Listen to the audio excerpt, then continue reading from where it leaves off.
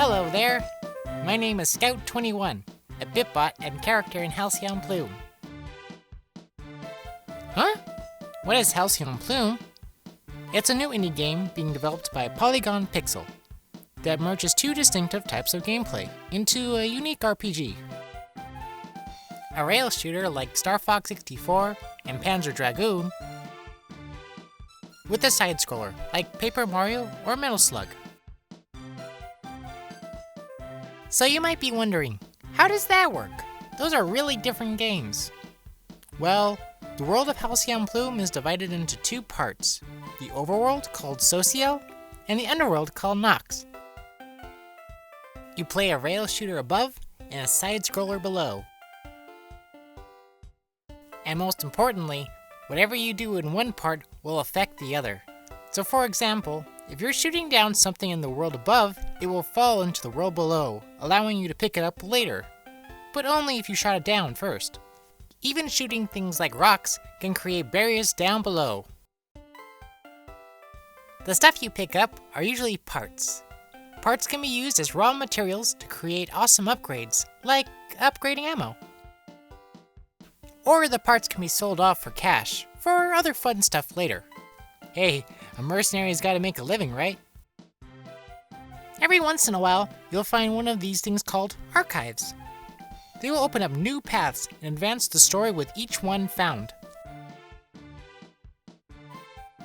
But be careful, you have a limited amount of space to pick up stuff, so you'll have to pick and choose what's the most important stuff to you. So, you might be wondering at this point, hey, this game sounds kinda linear. Traditionally, that would be the case, but we're developing a new type of system that allows more freedom for the player. Focusing on an interlocking path system inspired by games like Ocarina of Time and Dark Souls. You can think of the world of Halcyon Plume as a world of roads, shortcuts, and secret passages, separated by junctions, with the overworld sitting right on top of the underworld. There are many parallel paths that can get you to your destination, each with their own series of shortcuts that can open up by things like story, weather, or even a show of force. You are also free to go on a different path in the underworld rather than to follow the same path that was taken above, each path posing a unique challenge. Say, for example, you came to a junction in the overworld Social. One way, you might fight more enemies and allow you to get their parts in the underworld. The other way might have no enemies, but you would encounter falling rocks. The same junction exists in the underworld Nox.